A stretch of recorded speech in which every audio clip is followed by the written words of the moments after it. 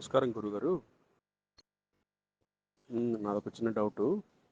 ఇప్పుడు అంటే నాకెవరు వేరే చెప్పేవాళ్ళు ఎవరు దొరకలేదు. ఎవరిని అడిగినా కూడా ఏదో చెప్పేస్తున్నారు, కానీ నాకు అర్థం అవ్వట్లేదు. కాస్త మీ అనుభవంతో చెప్పండి. మహాభారతానికి, భాగవతానికి, భగవద్గీతకి మూడిటికి తేడా ఏంటి? మనకు భాగవత గ్రంథం ఉంది, మహాభారత గ్రంథం ఉంది, భగవద్గీత ఉంది. మూడిట్లోనూ శ్రీకృష్ణుడు ఉన్నాడు, కౌరవులు పాండవులు ఉన్నారు, అంతా ఒకలాగే అనిపిస్తుంది. కానీ ఏదో తేడా ఉంది. ఆ తేడా ఏంటో నాకు తెలియట్లేదు, ఎవరు చెప్పేవాళ్ళు నాకు దొరకట్లేదు. కాస్త మీ అనుభవంలో ఆ మూడిటికి తేడా ఏంటో కాస్త చెప్తారా? నాయన పవన్, ఒక విషయం నువ్వు బాగా గుర్తుపెట్టుకో. ఏ శాస్త్రమైనా, ఏ పురాణమైనా, ఏ గాథలైనా ఇవన్నీ కూడా మానసికమైన ధోరణులు. వేదములు ఉపనిషత్తులు కూడా అసత్యములేను. సాక్షాత్తు భగవంతుడే చెప్పాడని అనుకున్నప్పటికీ మాయలోకి వచ్చి వ్యక్తిత్వంతో చెప్పినవే తప్ప మరొకటి కాదు. సత్యము బోధయుక్తము కాదు. నువ్వు ఎటువంటి ప్రశ్న వేస్తున్నావంటే, మాయలో కొన్ని వేల శాస్త్రాలు ఉన్నాయి. ఈ మూడే కాదు, భారతము, రామాయణము, ఇదిగో భగవద్గీత, పురాణాలు ఎన్నో వచ్చినాయి. ఇవన్నీ కూడా ఆయా కాలానికి సంబంధించినటువంటి యొక్క మానసికమైన బోధలే తప్ప, కాలంకి ఒకసారి చూడబోతే త్రేతాయుగమని, కృతయుగమని, ద్వాపర యుగమని, మరి కలియుగమని, ఇట్లా యుగాలు కూడా ఉన్నాయిగా. కాలం అసలు ఉన్నదే? కాలం ఉంటే యుగం ఉంటుంది, యుగం ఉంటే ఆ పురాణాలు కూడా గాథలు ఉంటాయి. అసలు కాలమే లేదు, ఉన్నదే ఆత్మ. కాబట్టి నీవు దేహాత్మ బుద్ధితో కాలం వైపుకు ప్రయాణం చేసి రామాయణం సత్యమా, భారతం సత్యమా? సత్యమా అంటే ఏమిటి? భగవంతుని గురించే చెప్పిన ఇవన్నీ. రామావతారంలో రామాయణం వచ్చింది, మరి కృష్ణావతారంలో కృష్ణ లీలలు వచ్చినాయి. మరి కృష్ణావతారం ద్వాపర యుగంలోనే కదా భగవద్గీత వచ్చింది. కాబట్టి ఇవన్నీ కూడా మానసికమైన ధోరణులు మాత్రమే. భగవంతుడు ఒక ఆలోచన, దేహాత్మ బుద్ధి ఒక ఆలోచన, జగత్తు ఆలోచన. ఒక విషయం బాగా గుర్తుపెట్టుకుని ఆయన, స్వరూప జ్ఞానమందు ఈ మనస్సు అక్కడ లేదు, ఈ అహంకారము లేదు, దానికి ఆ విషయం తెలియదు.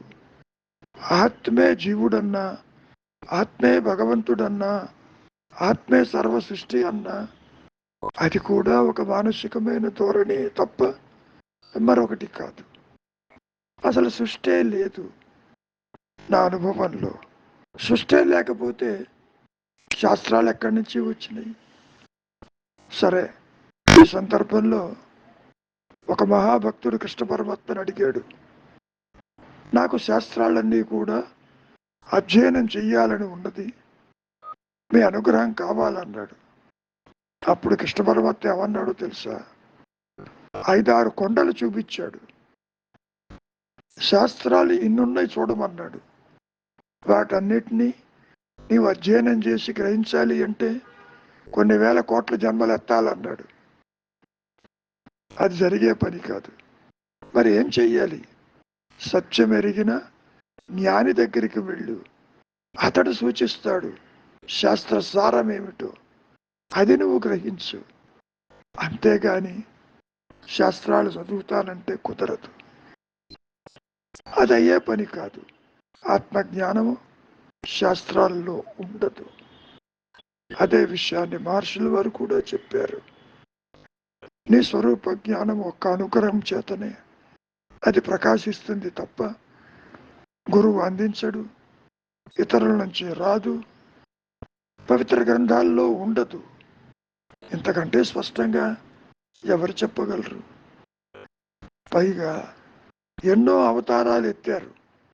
ప్రతి అవతారానికి ఒక పురాణం ఉంది కదా. Is it not? కార్తీక పురాణం దగ్గర నుంచి మరి అన్ని పురాణాలేగా. Is it not? ఇవన్నీ కూడా నీ మనస్సులో ఒక భక్తి భావనకే తప్ప ఆత్మ ప్రకాశానికి పనికి రావు నాయన. వాడి జోలికి పోవద్దు. అవి సత్యమా అసత్యమా అని చూడబోతే పూర్తిగా అసత్యములు. వేదాలకే దిక్కు లేదు, ఉపనిషత్తులకే దిక్కు లేదు, మరి పురాణాలకు ఉంటుందా? మరి పంచమ వేదం కింద మహాభారతాన్ని చెప్పుకున్నారు అంటే అర్థమేంటి? ఒక అవగాహనకి చెప్పిన మాటే తప్ప మరొకటి కాదు. వాటి జోలికి పోవద్దు. అసలు జీవుడు, జగత్తు, ఈశ్వర భావనలు పూర్తిగా మానసికాలు. అవి అసత్యములు. మనోమూలం చూడబోతే అది అదృశ్యమైపోయింది. మనస్సే లేదు. విచారిస్తే మనస్సే లేదు. అహంకారం లేదు, వ్యక్తిత్వం లేదు. మరిది లేకపోతే శాస్త్రాలు ఎవరి కోసం? ఆలోచించు. శాస్త్రాల అవసరం ఇద్దరికి ఉండదు నాయన. ఒకటి, గమ్యం చేరిన వారికి, చేరకూడదు అనుకున్న వారికి శాస్త్రాలతో పని లేదు. అది ఒక బోటు లాంటిది. నది దాటక్కర్లేదు అనుకున్న వాడికి బోటుతో ఏం పని? దాటి అవతలకి వెళ్ళిన వాడికి బోటుతో పని లేదు. శాస్త్రాలు సూచనలు మాత్రమే. గురువాక్యములు కూడా సూచనలు, ఇండికేటర్స్. ఆ ఇండికేటర్స్ పట్టుకుని నేను ఇదే నిజం, ఇక్కడే ఉంటానంటే గమ్యం చేరవు కదా. గతంలో కూడా మీకు చెప్పి ఉంటాను. బలాని ప్రదేశం 4 కిలోమీటర్ల దూరంలో ఉందని ఓ బోర్డు పెట్టారు. అక్కడ ఆ బోర్డు పట్టుకుని అదే వల్లించడం మొదలు పెట్టావు. అవే శాస్త్రాలు, మంత్రాలు, తంత్రాలు, యంత్రాలు ఆ విధంగా వచ్చినాయి. నువ్వు అక్కడే ఉండిపోతున్నావు, గమ్యం చేరటం లేదు. కాబట్టి శాస్త్రములు గమ్యాన్ని చేర్చవు, ఆత్మ ప్రకాశం ఇవ్వవు. ఒక అవగాహనకి పనికొస్తాయి అంతవరకు. ఏమిటా అవగాహన? నీవేది కాదో చెబుతాయి. దేహం కాదు, మనస్సు కాదు, బుద్ధి కాదు, ఏది కాదు. తత్వవశ వాక్యం ఏం చెబుతుంది? నీవు అదై ఉన్నావని చెబుతుంది. అంతవరకు. ఓకే, మౌనమే శరణ్యం.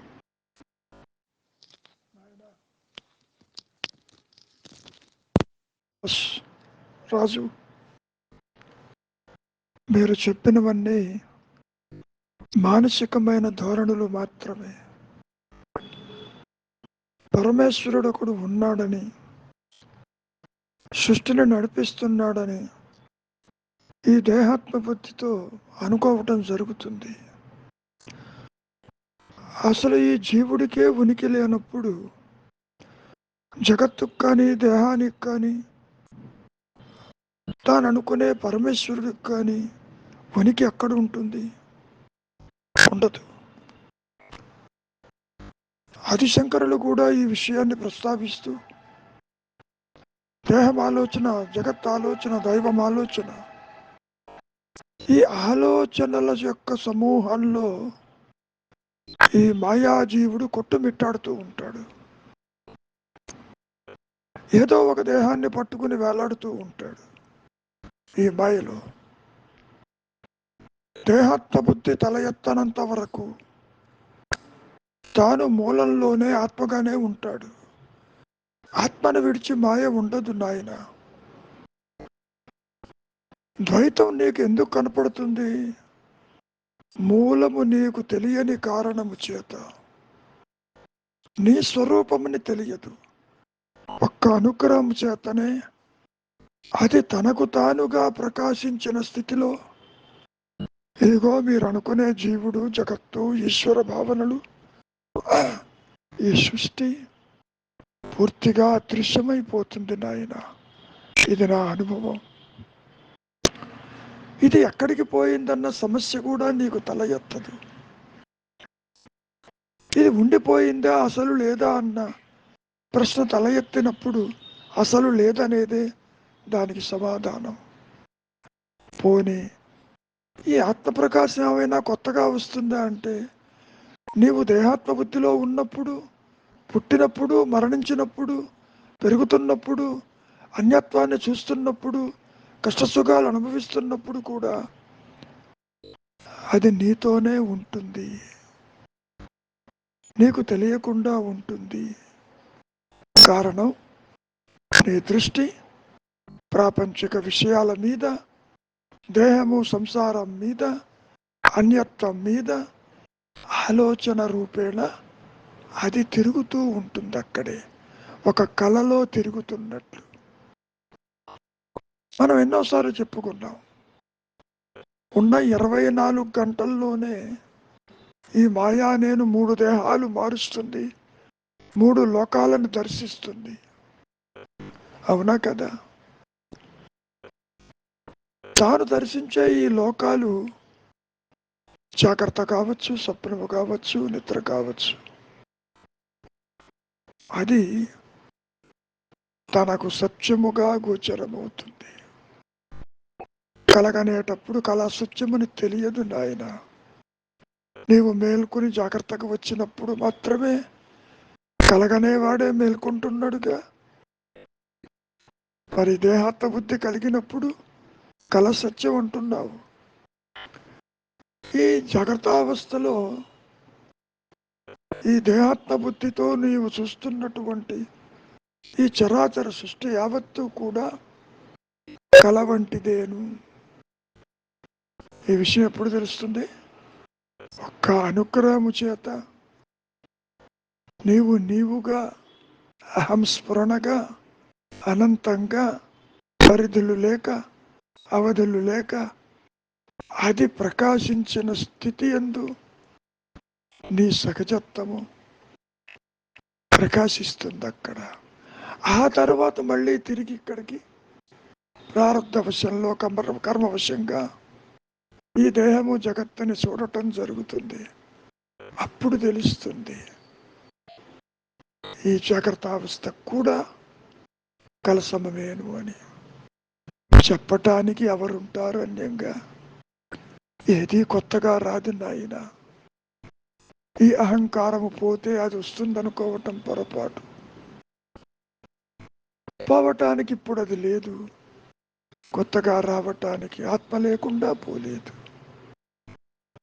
అందుకనే గురువు అన్నా, అనుగ్రహం అన్నా, ఆత్మ అన్నా, వాత్సల్యం అన్నా, ప్రేమ అన్నా, భక్తి అన్నా, అహం స్ఫురణ అన్నా, తురీయమన్నా, ఇవన్నీ పేర్లలో భేదమే కానీ సత్యానికి ప్రతీకగా మనం చెప్పుకుంటాం. ఇక్కడ మాయలు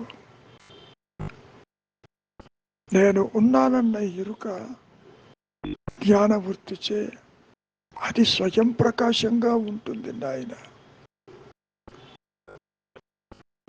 అది ప్రకాశిస్తున్న స్థితిలో తురీయంలో అవస్థలు ఉండవు, జనన మరణాలు ఉండవు, సృష్టి ఉండదు, జీవుడు జగత్తు ఈశ్వర భావనలు తల ఎత్తవు, జాగ్రత్త స్వప్న సుప్తలు అసలు ప్రసక్తే ఉండదు.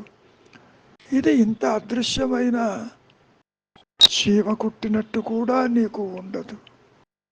అంతవరకు దేనికి?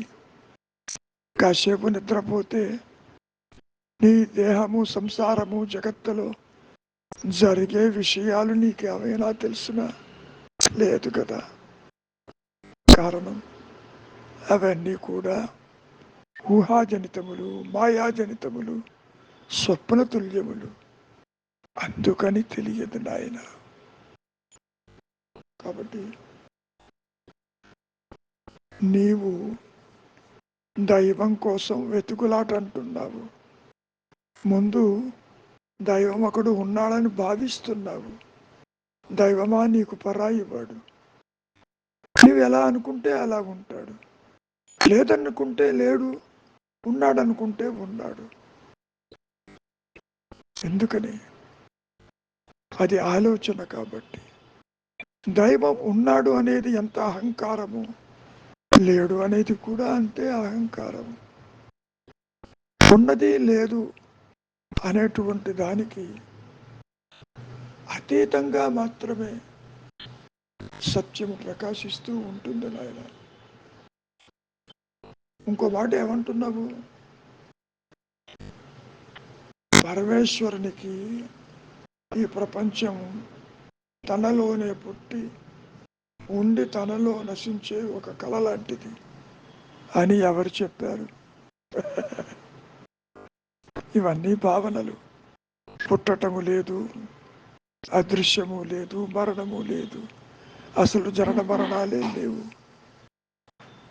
ఎప్పుడైనా దేహం చెప్పిందా తాను పుట్టాను నేనంటే శ్రీనివాసరాజునని? నువ్వు చెబుతున్నావు ఈ దేహము నాది అని. అసలు పరమేశ్వరుడు అనేది ఆలోచన. తానుగా ఉన్నాడు అనుకోవటం పొరపాటు. కారణం అసలు ఉన్నాడో లేదో ఎవడికి తెలుసు? ఈశ్వరుడు చెప్పాడా, పరమేశ్వరుడు చెప్పాడా నేను ఉన్నానని? లేదు కదా. నీకు అత్యంత సన్నిహితమైంది నీ సహజత్వము, ఆత్మ. అదే ఉన్నానన్న ఎరుక. దీన్ని తెలుసుకోవడం తేలిక కదా. ఊహాజనితంలో దైవం ఉన్నాడంటూ మాయలో పరిగిడి ప్రయోజనం ఏముంటుంది చెప్పు నాయన. ముఖ్యంగా కళ అనే పదం ఒక మిథ్య. కలగనేవాడు ఒకడు ఉండాలిగా, కళను చూచేవాడు ఉండాలిగా. ఆ చూచేవాడి యొక్క సత్యత్వం మీద కళ ఆధారపడి ఉంటుంది. చెట్లు నరకటం అసత్యమైతే గొడ్డలి సత్యం ఎట్లా అవుతుందన్నారు మహర్షులు వారు. కళకంటున్నంతసేపు నీకు ఒక సత్యంగానే ఉంటుంది. కళ చెదిరి తిరిగి నీవు ఇంకో అవస్థకు వచ్చినప్పుడు కళా సత్యమని నీవే అంటున్నావు. పాము లేదని నీవే అంటున్నావు. ఉన్నది తాడు అంటున్నావు. తాడు పాము కాలేదని అంటున్నావు. అసలు పామే లేదు పొమ్మన్నావు. అదే విషయం మహర్షులు వారు చెబుతున్నారు. అహంకారమే జనించలేదు, ఆది నుంచి తృణీకరించబడింది. అసలు జీవాత్మ అనేది లేదు. ఉన్నది ఎరుక మాత్రమే. నా అనుభవం కూడా అదే నాయన. కానీ అది బోధించేది కాదు.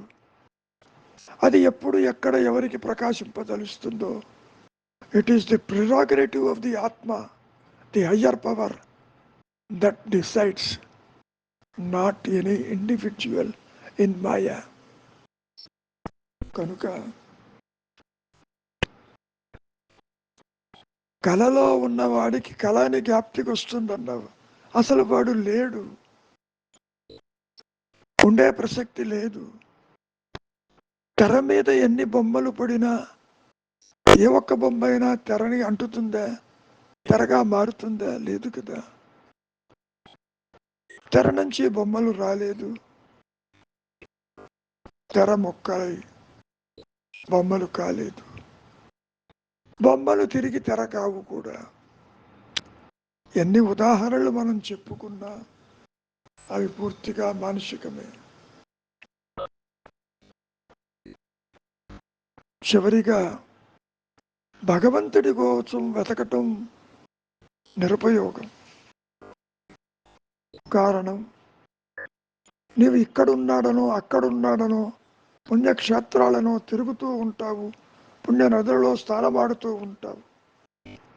గతంలో చెప్పాడుగా కృష్ణ పరమాత్మ, ఒక చేతు దోసకాయ తీసుకెళ్ళి పుణ్య నదులలో ముంచిన అది చేదు పోలేదని. అటువంటిదే ఈ క్షేత్ర దర్శనము, భగవద్ దర్శనము. ప్రదేశాలలో సత్యం ఉంటుంది, దైవం ఉంటాడని పరిగెడుతున్నావు. ఒకవేళ అక్కడే ఉన్నాడనుకో, మరి నీలో లేనట్లేగా. నీలో ఉంటే అక్కడ లేనట్లేగా. కాసేపు నీవు నిద్రపోతే ఏమైంది? సృష్టి ఎగిరిపోయిందిగా.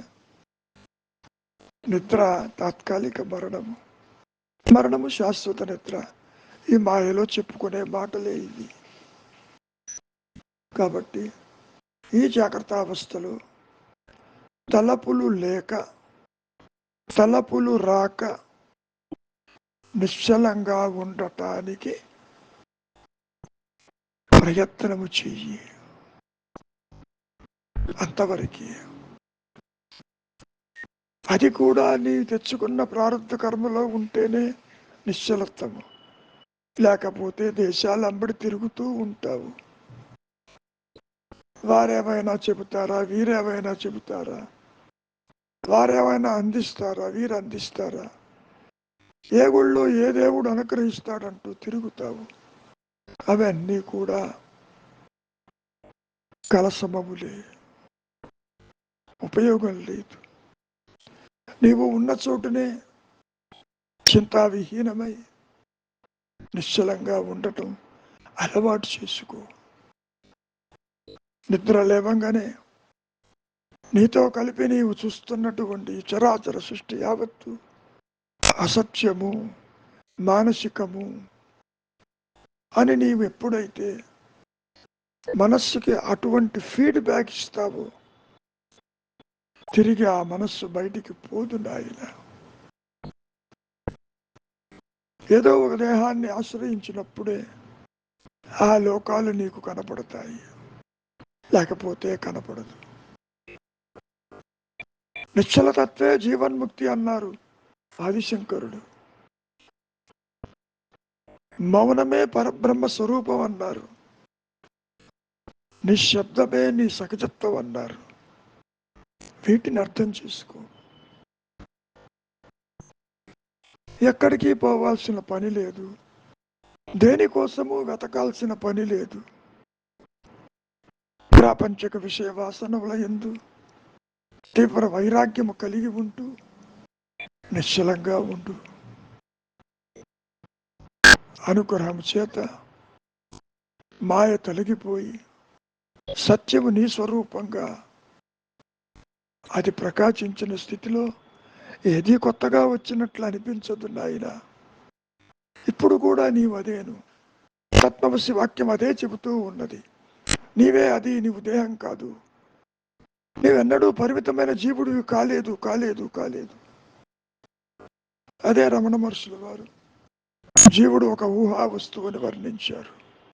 ఇమాజినరీ, ఫ్యాంటమ్, పిశాచం ఒకటి కాదు. ఇవన్నీ భావాలకే పరిమితమై కూర్చున్నాయి. భావశూన్యానికి రా. సద్భావమైనటువంటి ఆత్మ అనుకరించే అది ప్రకాశించినప్పుడు నీకు వచ్చే సమస్యలు, మార్గాలు అదృశ్యమైపోతాయి. అసలు మార్గమే లేదు నా దృష్టిలో. మార్గం ఉన్నది అంటే అర్థం ఏంటి? ఇప్పుడు లేదు తర్వాత వస్తుందనేగా. ఇప్పుడు లేనిది తర్వాత వచ్చినా కానీ అది పోతుందిగా. కనుక విభక్తి ఉంటే భక్తి అని, వియోగం ఉంటే యోగం అని మనం మాయ మాటలు చెప్పుకుంటాం. మాయలో ఆత్మ నుంచి ఏది రాలేదు, తిరిగి అందులో ఏది కలవదు. ఉన్న సత్యము ఏకము, అనంతము, అద్వితీయము, అఖండము, సూక్ష్మాతి సూక్ష్మము. ఇది నా అనుభవం. చేతనవుతుందా శరణాగతిగా, చేతకాదుగా ఊరక ఉండు. అంతేకాని మనస్సుకి పని కల్పించవద్దు. నీ ఆలోచనే నీ అనుగ్రహానికి అడ్డు తగులుతుంది. నీ ధ్యానమే స్వరూపానికి విఘాతం కలిగిస్తుంది. అజపం చేస్తున్న ఆత్మ ఆల్రెడీ నీ స్వరూపంగా ఉన్నది. అహమహమితి స్మరతి. నువ్వెవరు జపం చేయటానికి? కాబట్టి ధ్యానము కూడా అవరోధమే. ఊరక ఉండుటే శ్రేయస్కరము, మంచిది. మౌనమే శరణ్యం. అయా మూర్తి గారు, ఇటువంటి సమస్యలు మాయలో ప్రతి ఒక్కరికి ఉంటాయి నాయన. కారణం అసలు ఆలోచనలు వస్తున్నాయి అంటేనే కర్మ ప్రభావము, కర్తృత్వము ఉండి తీరుతుంది అక్కడ. ముఖ్యంగా మీరు అర్థం చేసుకోవలసింది, జీవితంలో సమస్య లేని జీవితాలు ఇవి ఉండవు. మహర్షికి ఏమైనా తక్కువ ఉన్నాయా సమస్యలు? పిడికడు ప్రారంభంతో ప్రతి ఒక్కళ్ళు వస్తున్నారు ఈ మాయలోకి. అవి తప్పు. ఇక్కడ నా నాలెడ్జ్ లేకుండా ఆలోచనలు వస్తున్నాయి అంటున్నారు. అలా జరగదు. కందిరీగని తుట్టని కదిలించినట్లుగా, తేనెటీగల తుట్టని కదిలించినట్లుగా నీవు గతాన్ని స్మరిస్తుంటేనే ఆ ఆలోచనలు చుట్టుముడతాయి. కారణం అహంకారపు ధోరణి, వ్యక్తిత్వ ధోరణులు ఆలోచనలతో ముడిపడి ఉంటుంది. గతంలో చెప్పుకున్నట్టు మొట్టమొదటి ఆలోచన దేహాత్మబుద్ధి, ఆ తరువాత ఈ మనస్సు ఆలోచన సమూహంగా ఏ సమయంలో ఏది రావాలి, ఏ సమస్య రావాలి, ఏ సుఖదుఖాలు రావాలి, ఏ ఆందోళన కలగాలి అనేటటువంటిది ఆపరేట్ అవుతుంది అక్కడ.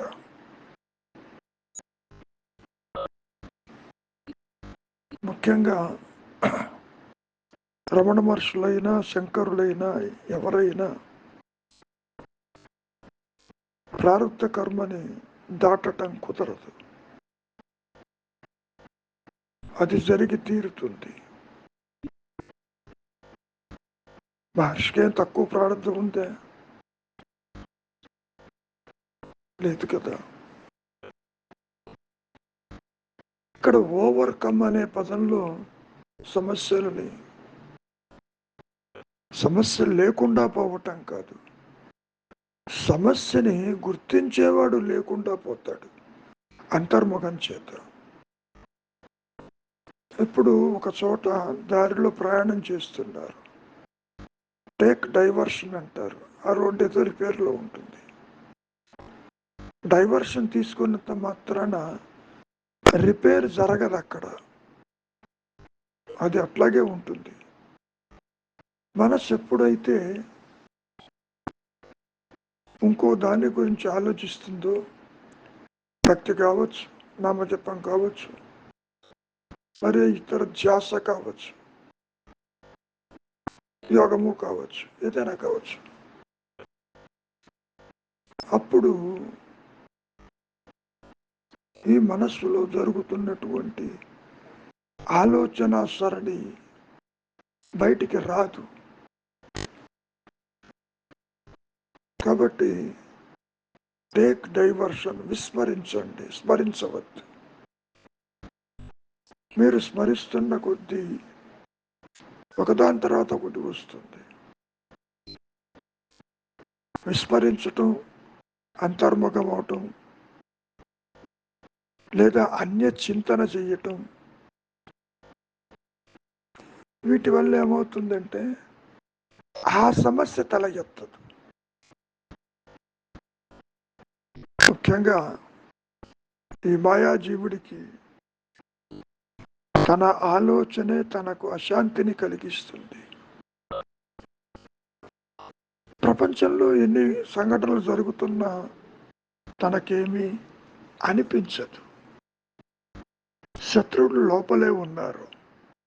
కామ క్రోధాది అర్షడ్ వర్గాలు ఉంటే ఉన్నాయి. పాము బుట్టలో ఉన్నంతసేపు అది ఎవరికి హాని చెయ్యదు. బుట్ట తీస్తేనే అది బయటికి వస్తుంది. తీయటం అంటే నీవు కావాలని గతాన్ని తవ్వినప్పుడు ఆ సంఘటనలు బుసగొడతాయి. వాటినే మాటి మాటికి స్మరించటం జరుగుతుంది. దీనికి విరుగుడు విస్మరించటం. అసలు కాలమే లేదు. గతంలో మీకు ఎన్నోసార్లు చెప్పి ఉంటాను. అసలు థాట్ అంటే ఏంటో చూడండి, ఆలోచన అంటే ఏమిటో. అక్కడ ఏమైనా ఉందేమో చూడండి, ఏమీ లేదు. పోనీ ఆలోచించేవాడు ఏమైనా ఉన్నాడా? అది లేదు. కనుక లేని దానికే ఇంతటి ఆర్భాటము, ఎంతటి దుర్వ్యవస్థ. ఉన్నది ఎరుక బాగానే ఉంది. అది తెర మీద బొమ్మలు ఎన్ని పడ్డా చెక్కు చెదరకుండా, అంటకుండా ఉన్నది. మీ సహజత్వం అదే. ఇది లేదని, ఉన్నది గెరుకే అని, సరే అనుగ్రహం చేతని మనం ఎన్నోసార్లు చెప్పుకున్నాం. అనుగ్రహమే ఆత్మ, అదే గురువు. కొత్తగా ఏదీ రాదు. మీరు చెయ్యవలసింది విస్మరించండి. భవిష్యత్తుని స్మరించవద్దు, గతాన్ని విస్మరించండి. నిశ్చలమైన మానసిక స్థితిని ఏర్పరచుకోండి. నిద్ర లేవంగానే మీతో కలిపి మీరు చూస్తున్నటువంటి ఈ దృశ్యమాన ప్రపంచం అసత్యము, అసత్యము, అసత్యము అన్నటువంటి భావన కలిగి ఉండాలి.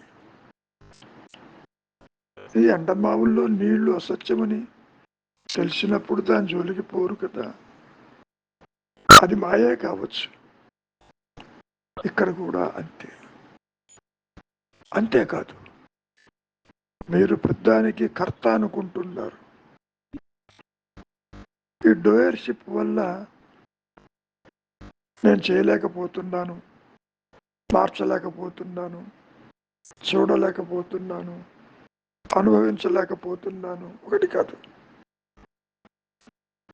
ఈ వ్యక్తిత్వము ఆలోచనలతో కూడుకొని ఉంటుంది. అందుకే మౌనము. ఆలోచన లేకపోతే అహంకారం క్షణకాలం నిలవలేదు. రెక్కలు తెగిన పక్షి ఏ విధంగా అయితే ఎగరలేదో, ఇక్కడ కూడా ఆలోచన అహంకారానికి రెక్కలు వంటివి. వాటంతట అవి ఎప్పుడూ రావండి. Unless you stir the past. గతాన్ని మీరు తవ్వుతారు. నిప్పు కర్రతో కదిలిస్తేనే ప్రజ్వరిల్లుతుంది, లేకపోతే అగ్ని బయటికి రాదు. ఇవన్నీ కూడా మీకు తెలియకుండానే మనస్సు కాలగమనంలో గతాన్ని విస్మరించకుండా స్మరిస్తుంది. నిశ్చలత్వానికి ప్రాణాయామం సహాయపడుతుంది. వాయువు మీద, పూరక రేచక కుంభకాల మీద మనస్సును పెట్టండి. అక్కడ కూడా డిస్టర్బెన్స్ ఉంటుంది. The more you involve in ప్రాణాయామం, ఒక వైలెంట్ మైండ్ సైలెంట్ అయి కూర్చుంటుంది. అంతవరకే దాని యొక్క పర్పస్. సత్యప్రకాశం ఒక అనుగ్రహం చేతనే జరుగుతుంది. మీరు ఆందోళన పడవద్దు. ఈ జగత్తు సత్యం అనుకుంటున్నారు, పుట్టుక సత్యం అనుకుంటున్నారు, సంసారము సత్యం అనుకుంటున్నారు. ఏదీ కాదు. కాసేపు నిద్రపోతే ఏమైంది? ఇదంతా వృత్తిరాహిత్యమైంది అవటమే కదా నిద్ర అంటే. కనుక జాగ్రత్తావస్థలో మనస్సుకి పని కల్పించకుండా శూన్యం చెయ్యండి. మీ దృష్టి, మీ జ్ఞాన దృష్టి వాటి మీదకి పోనివ్వద్దు. మీ దృష్టి ఒక దాని మీదకి పోయినప్పుడు కదా అవి గోచరించేది. మీరు రైల్లోనో, బస్సులోనో, కారులోనో ప్రయాణం చేస్తున్నారు. రోడ్డు మీద ఎన్నో దృశ్యాలు ఉంటాయి. దృశ్యం ఉన్నంత మాత్రాన అవి మిమ్మల్ని ఏమి చెయ్యవు. మీ దృష్టి దాని మీద పడ్డప్పుడే వాటిని గుర్తించడం జరుగుతుంది. ఇక్కడ కూడా అదే విధంగా గతంలో జరిగిన సంఘటనలు, భవిష్యత్తులో ఊహించే ఊహలు, దృష్టి ఎప్పుడైతే పోతుందో దాని మీదకి అవి విపరీతంగా ప్రకాశిస్తున్నట్టు కనిపిస్తుంది. ఈ మాయా నేనికి వాటి జోలికి పోవద్దు. దృఢ సంకల్పంతో అదే చింతావిహీనం, thought free mind. You must develop this mind devoid of a thought. ఆలోచనలే మీకు బంధమై కూర్చుంటాయి. అటువంటిది ఏది ఉండదు.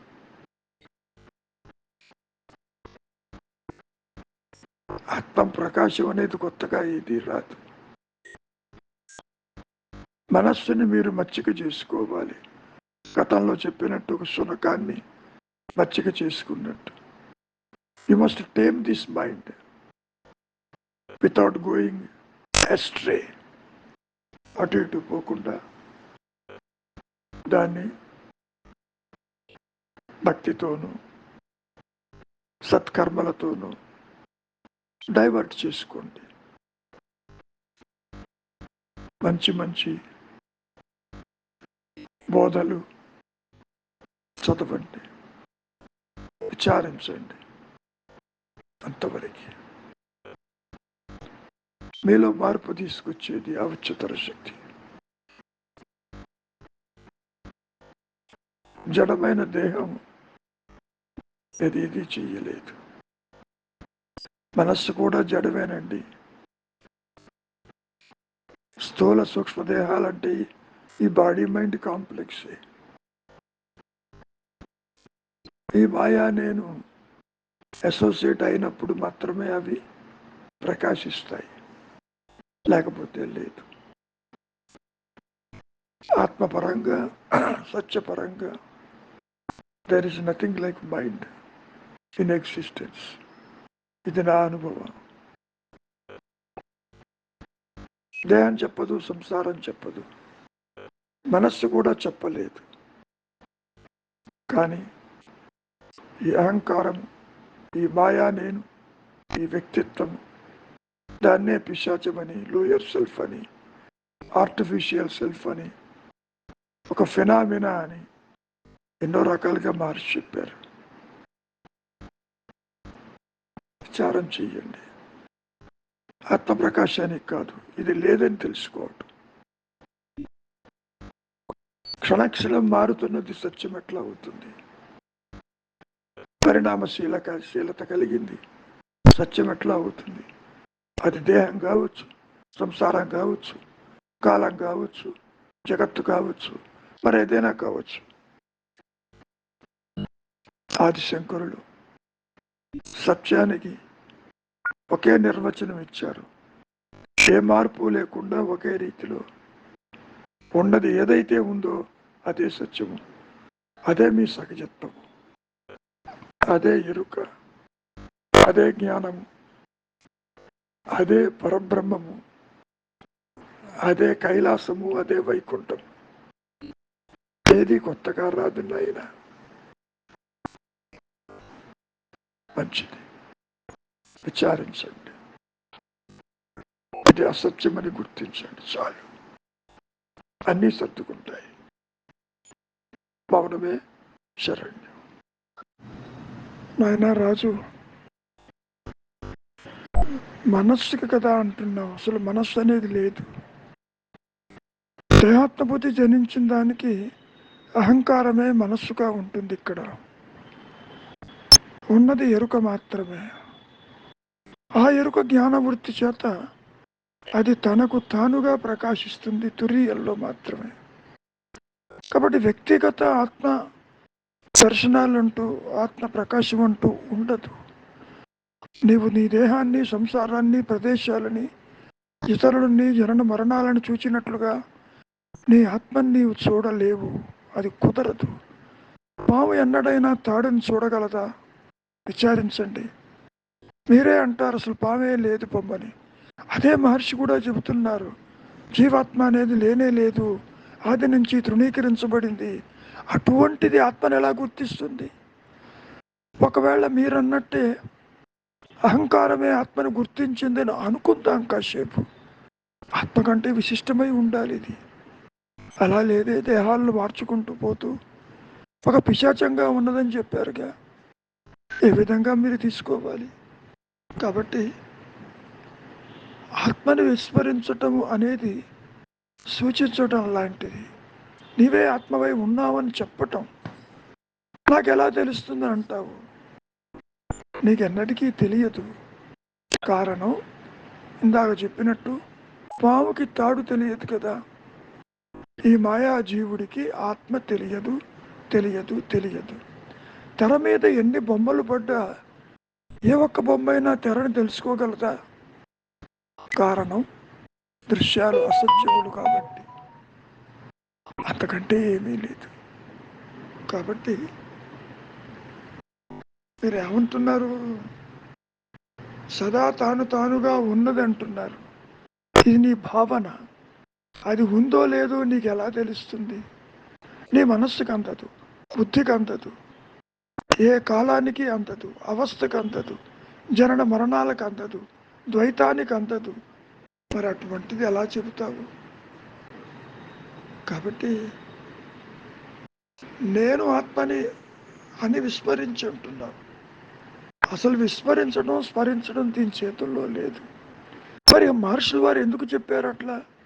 ఆత్మని మరిచి ఉన్నామని. దాని అర్థం అన్యచింతనలో ఉన్నామని చెప్పటం. ఆత్మని మరవటానికి ఒకప్పుడు ఈ జీవుడికి తెలిసింది కనుకన మర్చిపోయి వచ్చినందుకు. భౌతికమైన జీవితంలో ఎన్నో మర్చిపోతూ ఉంటారు, మళ్ళీ కనపడితే గుర్తు చేసుకుంటారు. అటువంటిది కాదు ఆత్మ ప్రకాశం అనేది.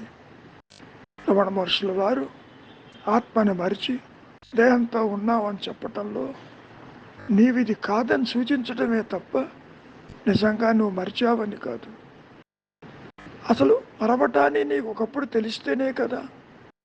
ఒకప్పుడు అహంకారానికి, ఒకప్పుడు పాముకి తాడని తెలిస్తే నువ్వు తాడు మర్చిపోయినావు, నీవు పాము కాదు తాడువే అని చెప్పచ్చు. అది కుదరదు కదా.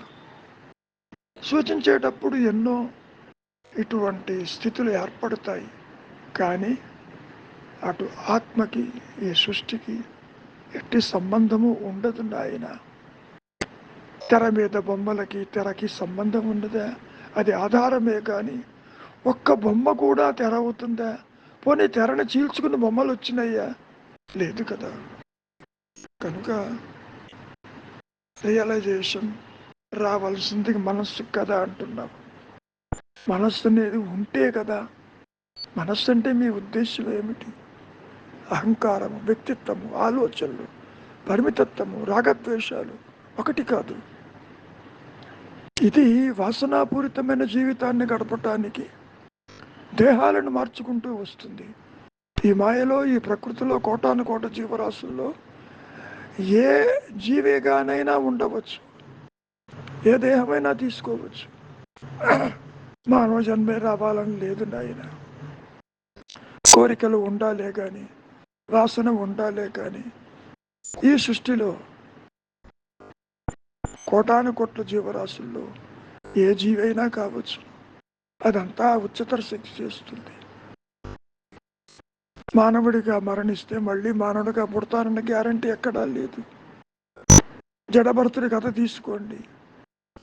భద్రప్ప, వీరప్ప అని ఉన్నారే సాయిబాబా కథలో, ఆ కథ తీసుకోండి.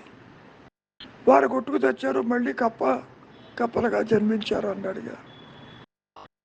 ఏ విధంగా మనం తీసుకోవాలి? కాబట్టి స్వరూప జ్ఞానానికి, ఆత్మ ప్రకాశానికి, ఈ మాయలో ఉన్న అహంకారపు చేష్టలకి ఎట్టి సంబంధము ఉండదు, రాకపోకలు ఉండవు. Self realisation is for the self, by the self, to itself, not to జీవ. అది కుదరదు.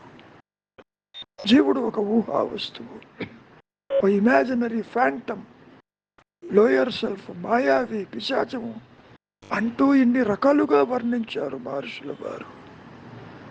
అంతేకాదు, ఆది నుంచి తృణీకరించబడింది అన్నారుగా. ఉనికి లేని దానికి ఆత్మను తెలుసుకునే సామర్థ్యం ఉందే? అసలు ఆత్మకు అన్యత్వం ఉండాలిగా. ముందు తెలుసుకోవాలి అంటే ఆత్మ ఏకము. ఇది నా అనుభవం. ఆ అనుభవాన్ని మాటలతో ఎన్ని రకాలుగా చెప్పినా మాయలో కనపడే వారికి ఆత్మ ప్రకాశించదు నాయన. ఎవరు ఎవరికి ఆత్మను అందించలేరు. సూచిస్తారు, బోధిస్తారు, ఏది కాదో చెబుతారు, నీవు పుట్టలేదని చెబుతారు. అంతవరకే. దేహం పుట్టుక నీ పుట్టుక కాదని. దేహం లేకపోయినా నిద్రలో ఉన్నావుగా, మరణ సమయంలో కూడా అలాగే ఉంటావు. నిద్ర తాత్కాలిక మరణము, మరణము శాశ్వత నిద్ర. ఈ అహంకారము ఊహాజనితము. ఇట్ ఇస్ ఏ ఫ్యాంటమ్, లేనిది ఉన్నట్టుగా అనిపిస్తుంది. తీరా విచారిస్తే ఆలోచన అంటే ఏంటో చూడు, అక్కడ ఏది లేదు నాయన. పోనీ ఆలోచించేవాడు ఉన్నాడేమో చూడు. దయ్యం చెప్పిందా నేను ఆలోచిస్తున్నానని? లేదు కదా. నీవు దేహివి, దేహము కలిగిన వాడివి. అంతవరకు దేహము కలిగినంత మాత్రాన దేహ ధర్మాలు నీ ధర్మాలు ఎట్లా అవుతాయి? ఇల్లు కలిగినంత మాత్రాన, సంసారం కలిగినంత మాత్రాన, ఒక వాహనం కలిగినంత మాత్రాన నాది అంటావే తప్ప నీవు ఇల్లువి కాదు, సంసారము కాదు, వాహనము కాదు కదా. ఈ నాది అనేవాడు ఒక మాయావి, మారుతూ పోతూ ఉంటాడు వాసనలు ఉన్నప్పుడు. ఎప్పుడైతే అనుగ్రహం చేత స్వరూప జ్ఞానం ప్రకాశిస్తుందో అదృశ్యమైపోతాడు. ఇది నా అనుభవం. సృష్టి ఉండదు నాయన. ఇప్పుడు నువ్వు చూస్తున్న సృష్టి యావత్తు పూర్తిగా మానసికం మాత్రమే. కాబట్టి రియలైజేషన్ అనేది అహంకారానికి, వ్యక్తిత్వానికి, ఈ మనస్సుకు కాదు నాయన. రెండు నేనులు లేవు. ఉన్నది ఒకటే నేను, అదే ఆత్మ నేను, అదే అహంస్మరణ. అది ఉన్నానన్న ఎరుక అనుగ్రహం చేత అది ప్రకాశించినప్పుడు మాత్రమే జీవభావన, వ్యక్తి భావన, జనన మరణ భయము, బంధము ఇవన్నీ అదృశ్యమైపోతాయి నాయన.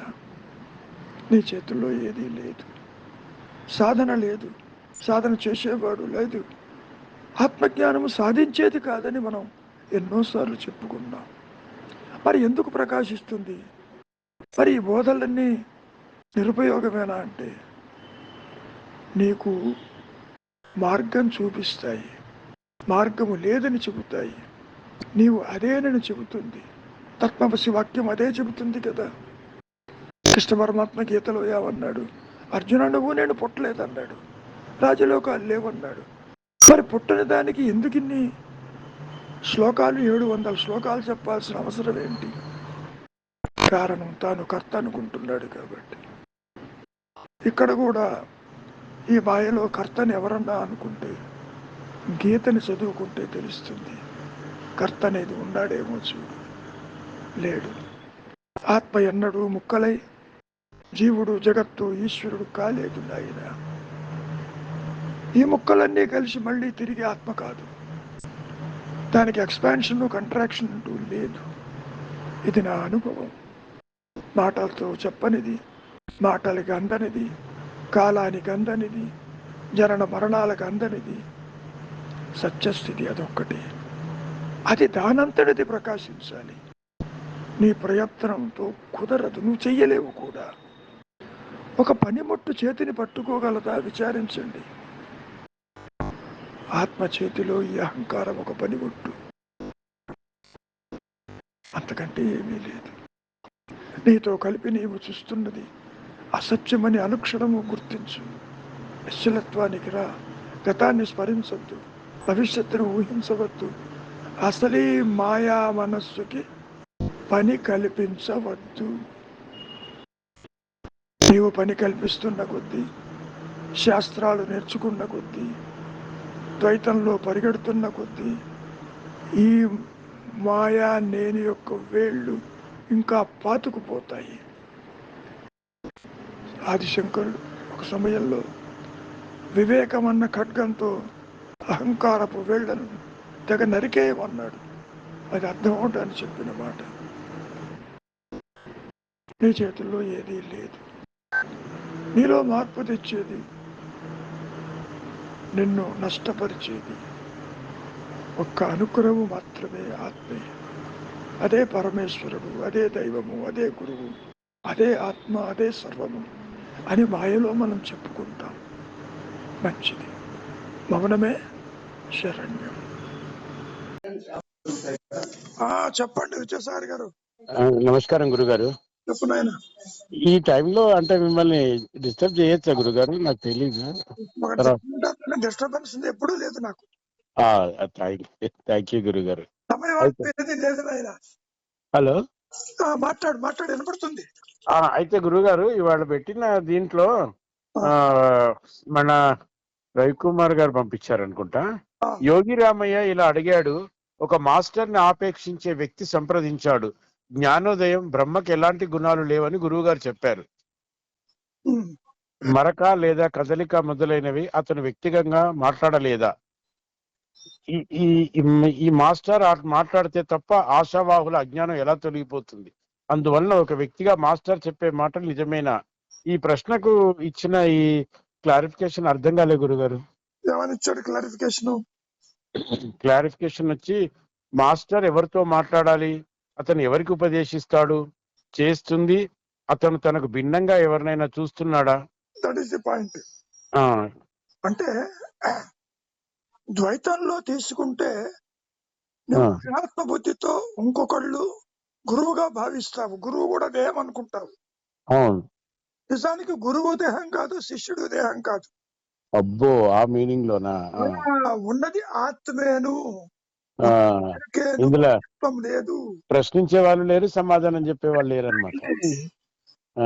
కర్తృత్వం లేదు, భోక్తృత్వం లేదు. కృష్ణ పరమాత్మ. అవును.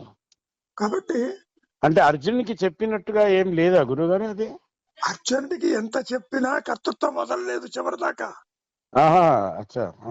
నువ్వు కర్తవ్య కాదని చెప్పినా, నువ్వు నేను పుట్టలేదని చెప్పినా, వేల జన్మలు ఎత్తారన్నా ఒక్కటి అర్థం కాలే అర్జునుడికి. అక్కడికి ఆ కర్తృత్వం పోలేదన్నమాట. ఆయనకి ఇంకా అక్కడ రియలైజేషన్ కాలేదు. పోతే సిద్ధపట్ట చేస్తాడు.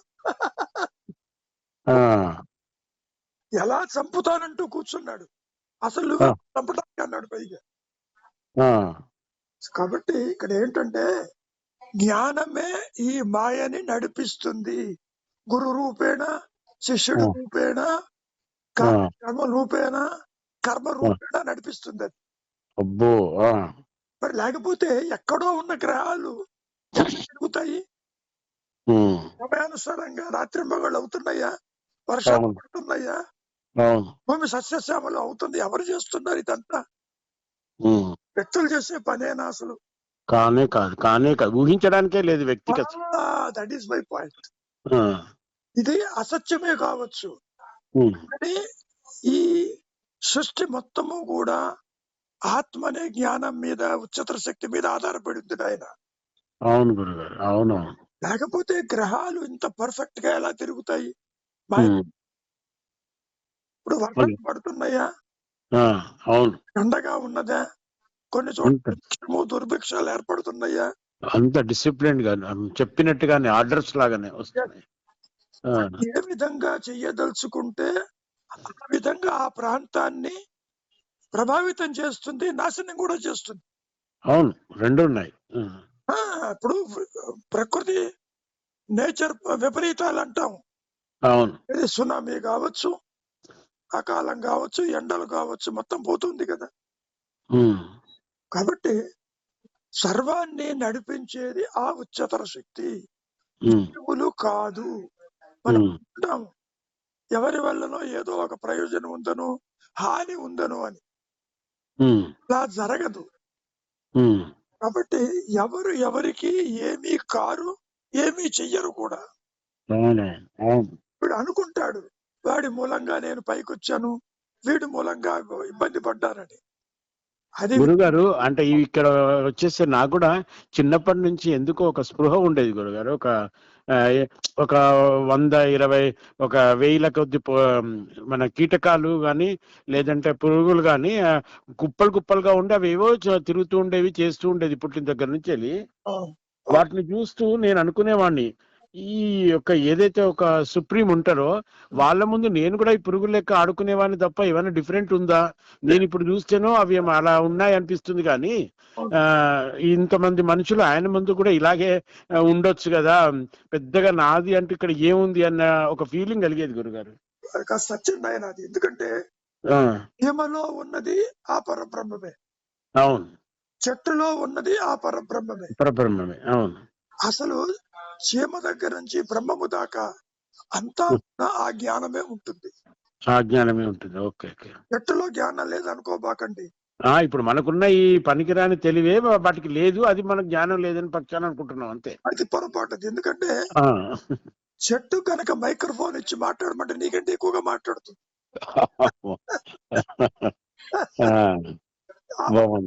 మహర్షి గారు చెప్పారు, వాటికి మనస్సు అంతర్ముఖమై ఉంటుంది, అవి కూడా బాధపడతాయి, ఎక్స్ప్రెస్ చేస్తాయి.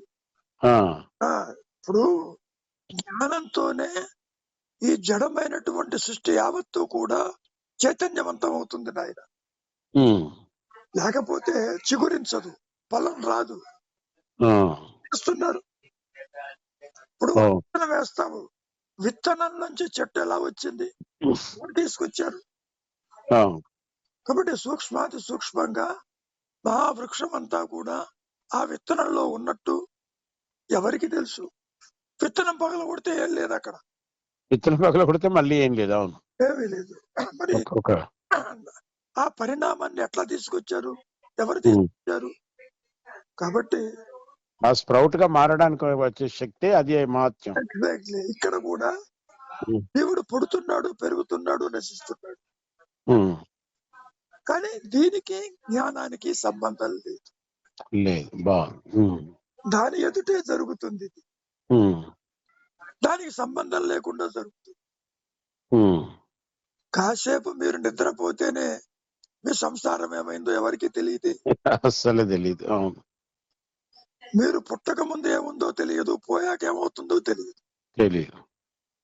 కాబట్టి దేహం ఉండగానే నేనెవరో తేలిపోతే ఏ గొడవ లేదు. పాయింట్. అందుకనే విచారం, అందుకే మౌనము, అందుకే అంతర్ముఖము. ఆ అనుగ్రహం చేత అది ప్రకాశించినప్పుడు అప్పుడు సృష్టి అనేది విడిగా లేదని, ఉన్నదే జ్ఞానమని ఈ దగ్ధబీజ మనస్సుకు తెలుస్తుంది. అట్లా కాబట్టి ఎవరు ఎవరికి ఏమీ కారణైనా వీడు పెంచుకుంటాడు. తెర మీద బొమ్మలు ఎన్నో పడతాయి, ఒక బొమ్మ ఇంకో బొమ్మతో సంబంధం ఉందా? లేదు, అసలు లేదు. ఇక్కడ కూడా అంతే. ఒక కళలో చూసినట్టుగా ఎందరో కనపడతారు, వాళ్ళ నుంచి ఏ ఒక్కడు కూడా బయటికి రాదు. మేము మేల్కొంటే వాళ్ళు వస్తారా? రారు కదా. ఇక్కడ ఇంత తెలిసి ఇది నిజం అనిపించిన గురువు గారు అందులో ఉండలేకపోవడం అనేదే కదా ఈ ప్రాబ్లం. ఉండలేకపోయేదనేది కూడా ఇది ఉన్నదేమో చూడు, నీ సహజత్వము ఉండటం కాదు, మౌనంగా ఉండటం. ఆ మౌనం ఆల్రెడీ ఉన్నది, కొత్తగా ఏది రాదు నాయన. నా అనుభవంలో చెబుతున్నా, నేను ఉన్నాను అనేది సత్యమై నిత్యమై ఏకమై ఒకటే ఉంటుంది. ఈ అనుగ్రహంతో ప్రకాశించినప్పుడు ఆయన నిన్నేమీ చెయ్యలేదు, బంధము లేదు, మోక్షము లేదు, ఇట్లా సృష్టి లేదు, అసలు ఏమీ లేదు, అన్నట్టుగా ప్రకాశిస్తూ ఉంటుంది. అది బోధించేది కాదు, అంచేది కాదు. చిన్నప్పుడు నాకు ఒక గురువు గారు ఊరికి అంటుండేవాడు, నాకు అర్థం కాకపోయేది గురుగారు, ఏమీ లేని ఈ బట్ట బయలు అనేవారు. ఇక్కడ ఏమిటి ఏమీ లేని అంటే ఉనికి లేని, ఆ, బయలు అంటే ఉన్నట్టుగా కనపడుతుంది. ఆ, ఉన్నట్టు కనబడుతుంది. బట్ట బయలు అంటే అర్థం ఏంటి? ఆ, నాము లేనిది ఉన్నట్టుగా కనపడుతుంది. కనబడుతుంది, స్పష్టమవుతుంది. దేహము ఉన్నట్టుగా కనపడుతుంది. కనబడుతుంది. జ్ఞానము ఉన్నట్టుగా కనపడుతుంది. ఆ, జనన మరణాలు కూడా ఉన్నట్టుగా కనపడతాయి. అవును. దానికి జననం లేదు, మరణం లేదు. ఉమ్. కాబట్టి ఆలోచన కూడా లేనిది ఉన్నట్టు కనపడుతుంది. కానీ గురుగారు, ఇంత ఈ అసత్యంలో ఎన్ని సత్యాలు కనుక్కుంటున్నారో మన వాళ్ళు, దాన్ని ఏమనుకుంటాం గురుగారు? మానసికమైన సంక్షోభం అది. ఆ, అంతకంటే ఏం లే. ఆ, వీడు భూమి పల్చగా ఉందా, స్ట్రైట్ గా ఉందా, రౌండ్ గా ఉందా, మేక్స్ నో డిఫరెన్స్. ఆ, అసలు సృష్టే లేదు. అదే దట్స్ వాట్. ఓకే. ఎన్ని సిద్ధాంతాలు మాయలోకి వచ్చినప్పటికీ అవి ఆత్మ ముందు నిలవు నాయన, ఎగిరిపోతాయి. ఎగిరిపోతాయి. ఉదయం నిద్రపోతేనే నీ దేహమే నీ కనపడటం లేదు. లేదు. దీన్ని బట్టే అన్నారేమో, అనంత లోకాలు, ఇసుక తిన్నే, మన సముద్రం ఒడ్డున ఉన్న ఇసుక తిన్నెలు, ఆకులు ఎన్ని ఉన్నాయో, లోకాలు అన్ని ఉన్నాయని. అంటే ఎవరిది వారిదే లోకం కదా గురుగారు, ఇంకోరి సంబంధం లేదు దీన్ని బట్టి. లేదుగా. అందుకే అట్లా అన్నారేమో అనంతం ఈ విశ్వం చెప్పడానికి. ఇప్పుడు అనంతము అంటే ఆలోచనకి పరిధి లేదని. నువ్వు ఏ విధంగా ఆలోచిస్తే ఆ విధంగా నీకు కనపడుతుంది. కాబట్టి సర్వ అనర్థాలకి కారణం ఆలోచన. ఆలోచన లేకపోతే ఉన్నది సత్యం. Very simple. సత్యాన్ని నీవు కొత్తగా తెచ్చుకునేది కాదు నాయన. కొత్తగా తెచ్చుకునేది కాదు, ఉన్నదే అందులో ఉండిపోవడం. నువ్వు ఉంటాం కాదు, ఆ ప్రకాశంలో నువ్వు లేకుండా పోతావు. వెళ్ళి కూర్చోవడం కాదు సీట్లో, నువ్వు పోయి కూర్చుంటావు. ఇవాళ ధ్యానం గురించి కూడా మంచి డెఫినేషన్ అంటే నాకు గోచరమైంది గురుగారు. నీకు మనస్సును ఇది లేకుండా చేసేది ఏదైనా అది ధ్యానం అని చెప్పాడు. ధ్యానం అంటే ఇలా అని చెప్పకుండా అది అది ఏది ఉపకరిస్తుందో చూడు, ఆ ధ్యానం అన్నట్టుగా బాగుంది. ఇంకోటి ఏంటంటే చెప్పండి. ధ్యానం చేస్తూనే ఉన్నది. ఉన్నాను నా జపం చేస్తూ. కరెక్ట్. నీవెవరు జపం చేయటానికి? కాబట్టి తెలుసుకో ముందు. ఇప్పుడు నువ్వు చేసే ధ్యానము తో కూడి ఉంటుంది ఆయన. మెడిటేషన్, ఆబ్జెక్ట్ ఆబ్జెక్టేషన్, ఈ మూడు కూడా నష్టమైపోతాయి.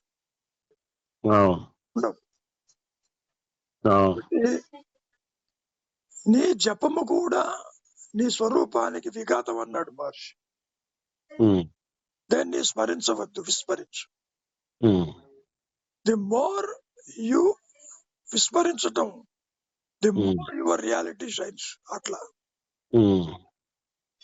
నువ్వు ఏమి లేకుండా హాయిగా ఉండడమే ఇది మూలం అనుకుంటున్నా. మూలం మీరు చెప్పేది. ఇప్పుడేమో అన్ని కల్పించుకొని మహా దాంట్లో లీనమైపోయి ఇది చేస్తున్నాం. అబ్బా ఎంత తేడా ఉంది అంటే. ఈ సత్యం అనుకుంటూ పరిగెడుతున్నాడు. అవును గురు. ఎంతసేపు పరిగెడతాడు? ఇంత తేలికైన విషయాన్ని అన్ని భారాలన్నీ మీద వేసుకొని నానా జంజాటకంగా తిరగడం జరుగుతుంది, అక్కడికని ఇక్కడికని. నేనే మోస్తున్నాను అనుకో. అవును గురుగారు. థ్యాంక్ యూ గురుగారు. Thank you Guru.